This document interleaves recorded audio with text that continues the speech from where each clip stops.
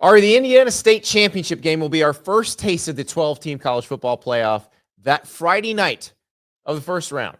Indiana goes to South Bend. Number 10 versus number 7. Winner plays Georgia. Touchdown Jesus looking over everything. This is what we were waiting for. A college football playoff game in a home stadium, and it's going to be in one of the most historic stadiums in college football. And we're going to be there. In 25 years, you will be playing a trivia game with your 13-year-old grandson. And the trivia question is going to ask, when's my kid having a kid? I said 25 years. This is a bad at math podcast. I don't want to think about that. 25 years, you're going to be playing trivia with your grandson. Oh my God. That's plenty of time. That's the math actually works on that, and that's terrifying. So, and the question's going to be, when the college football playoff initially expanded to 12 teams, which state was the only state that had multiple representatives in the field? And the answer to that, you're going to remember the Hoosier state of Indiana, baby. This is great. I think that this, like, I don't know if I think the matchup is as interesting as some of the other ones, but I think that the in-state stakes are. And like, Indiana has been the recipient of doesn't belong criticism more so than any other team in the country. And they have a very big opportunity here to not only, make a statement in the state, but make a statement nationally in terms of, they're in now. Now let's see if they can compete at a high level. So of the teams Indiana could have played in this spot, which are all the at-large type teams that have to play first-round games, this is the one stylistically I think they match up best against. Like, they were going to play Clemson because Clemson was going to be seated below them no matter what.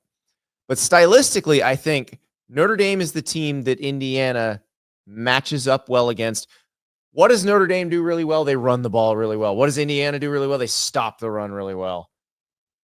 Like, this is going to be a great matchup of two phenomenal defenses, and then two offenses that, they're going to have to find it. It really, like, Mike Denbrock, the Notre Dame offensive coordinator, and then Curt Cignetti and his staff are going to have to figure out where the holes in these defenses are, because there aren't many of them. And Notre Dame cannot out-athlete Indiana the way Ohio State did. Like, they don't have a Jeremiah Smith. They have a Jeremiah, but it's Jeremiah Love. He's also very good. He's really good, but he's a running back. They don't have the guys on the outside that are going to simply out-athlete Indiana. And I think that's why this could be a really good game. And also, both teams will come in as fresh as possible. Neither one played in a conference championship game. Also, you're giving Curt Cignetti 2 weeks and a full season's worth of film on an opponent. Yeah. I like the odds of him coming up with a good game plan. Yeah, I mean, I guess the question I'd ask back to you here, Andy, is how much does the Indiana performance against Ohio State impact your opinion of whether or not they're equipped to compete at this level? And if it does, a lot. It doesn't. It doesn't. In this particular case. If they were playing Georgia, if they were playing, even if they were playing Penn State, because I think if they were playing Penn State, like, Penn State would probably just play a better version of what Indiana's trying to do, which Notre Dame might do.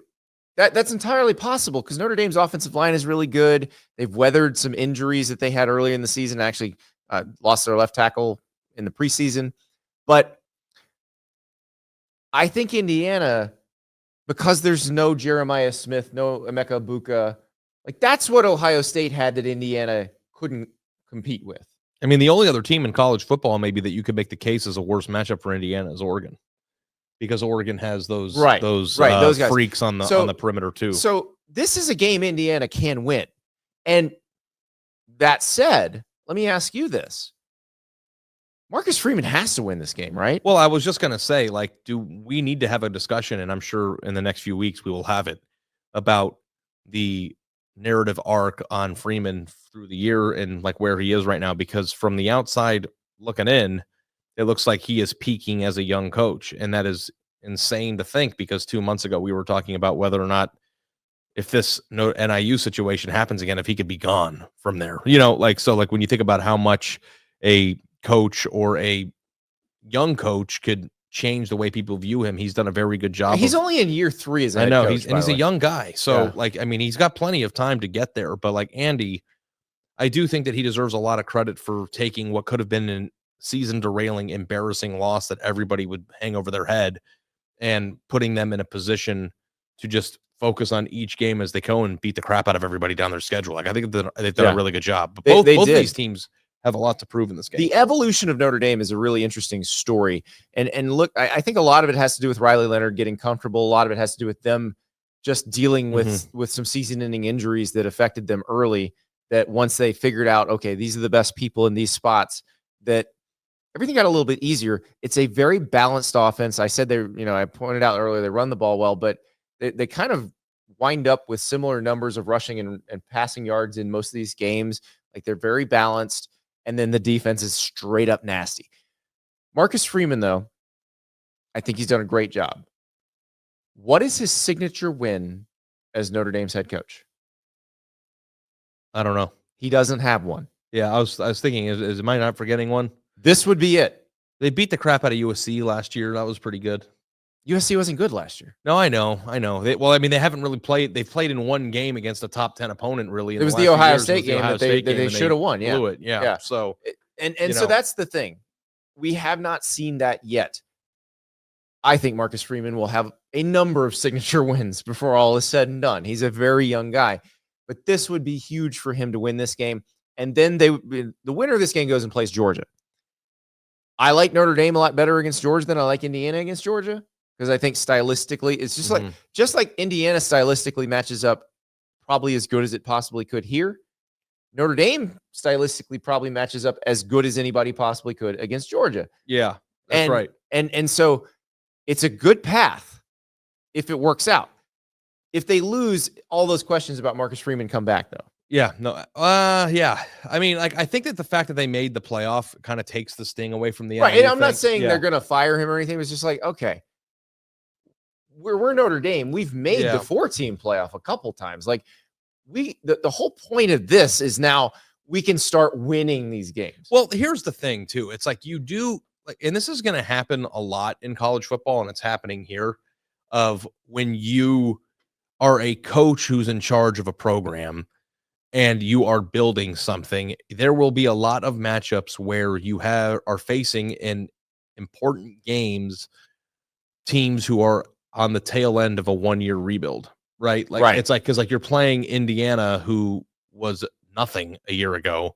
Curt Cignetti comes in, brings in a bunch of guys in the portal, and now you're playing Notre Dame. So like the thought process is that if you are in year 3 with Marcus Freeman, that no matter what Indiana could do, it shouldn't have been a shorter pathway from January to January at Indiana than it was at Notre Dame, right? Like, like when you think about it, like Indiana was far behind in the race between who should be good and bad. Yeah, you shouldn't be able to fix those issues in Bloomington easier than fixing whatever issues you had in South Bend. So, like, you're going to see a lot of that. Like 1-year rebuilds, guys who caught lightning in a bottle through the portal versus, legacy programs. Yeah, we expect Notre Dame to be here time and time again. We don't know when Indiana's going to be back. But by year 3 of the Freeman era, you shouldn't be able to be caught by Indiana, is the point I'm making. And I think that's the, the prevailing thought. So, I don't know that it would be as nearly as embarrassing losing to Indiana as it was losing to NIU. But at the same time, too, it's like, did Curt Cignetti really just build a better team than you did in 1 year? Yeah. Like, that's a bad look. So, you have to, and also, too, like, for Indiana, we have to talk about this. We haven't yet, like, the in-state aspect of this. And if Curt Cignetti I don't know if the in-state matters. There's no players there. You're not recruiting, right? You're not. Well, there are good players in Indy, but you're not recruiting against Notre Dame locally because Notre Dame recruits nationally. But I think that Curt Cignetti would resent that. Well, Curt Cignetti would resent it, but the fact of the matter is Notre Dame recruits nationally.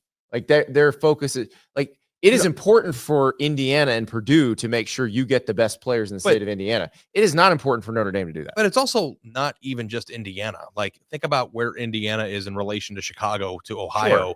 Like, and again, it's not, I don't think that Indiana is going to go head to head with all these prospects that Notre Dame wants in Cleveland and be like, oh, well, we beat them. But I think that when you go into and it doesn't hurt high school in Cleveland, which is like a 4-hour drive away from Indianapolis, that your logo holds more weight. When you go to Indianapolis, to some of the private schools that are out there trying to get a kid, like, Indiana isn't a joke with a win here in their state. And I know that they weren't with Curt when he started. I was going to say, I don't think when he's there, when he's there, they're listening. Yeah. But I do think that if, he signs an 8-year extension, he's saying that Indiana is an emerging power. Why would he leave? All these things. I think he truly believes that. But the way to actually make that build happen, Andy, is by using the wins and being ahead of schedule and playing against Notre Dame to your advantage when trying to convince players to come there. So like I don't think Notre Dame will ever need a single game to recruit to that school because it is what it is. Yeah. But Indiana needs this game. Indiana has a lot to gain from this because it's the same thing with Arizona State. The first opportunity to show that your building has some merit, some proof of concept, you use that like hell. Is this the first step of Indiana being a team that we talk about at this stage every year, or is this just the end of the flash in the pan? Like those are two different things. So, we'll see, but I do think that like from a brand recognition recruiting standpoint, it means a hell of a lot to Indiana to be in this game. It's going to be the biggest Indiana State championship game that doesn't involve measuring the baskets with a tape measure.